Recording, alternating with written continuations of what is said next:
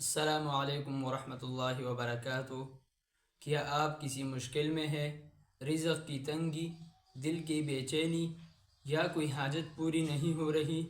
تو آج میں آپ کو ایک ایسا بابرکت وظیفہ بتاؤں گا جو قرآن کی سب سے عظیم صورت پر مشتمل ہے۔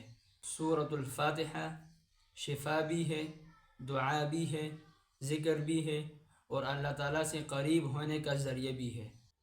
یہ عمل دن میں کسی بھی وقت کی جا سکتی ہے، لیکن فجر اور عشاء کے بعد سب سے زیادہ مؤثر ہے۔ وظیفہ کرنے کا طریقہ یہ ہے کہ سب سے پہلے آپ نے درود ابراہیمی 11 مرتبہ پڑھنا ہے۔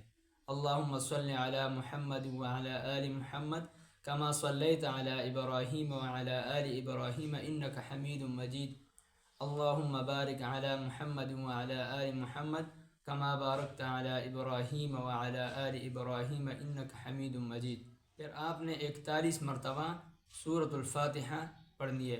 الحمدللہ رب العالمین الرحمن الرحیم مالک یوم الدین ایاک نعبد و ایاک نستعین اہدنا الصراط المستقیم صراط الذین انعمت علیہم غیر المغضوب علیہم ولا الضالین آمین۔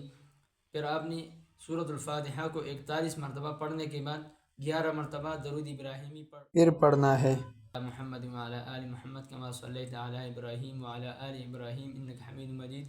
اللہم بارک علی محمد وعلی آل محمد کما بارکت علی ابراہیم وعلی آل ابراہیم انک حمید مجید۔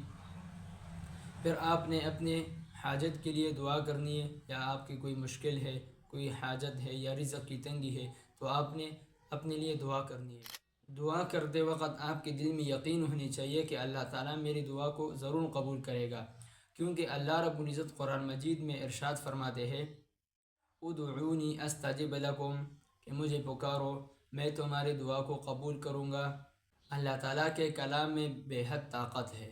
سورۃ الفاتحہ محض چند آیات نہیں ہے، بلکہ ایک مکمل دعا ہے جو دلوں کو سکون، جسم کو شفا اور زندگی کو روشنی دے سکتی ہے۔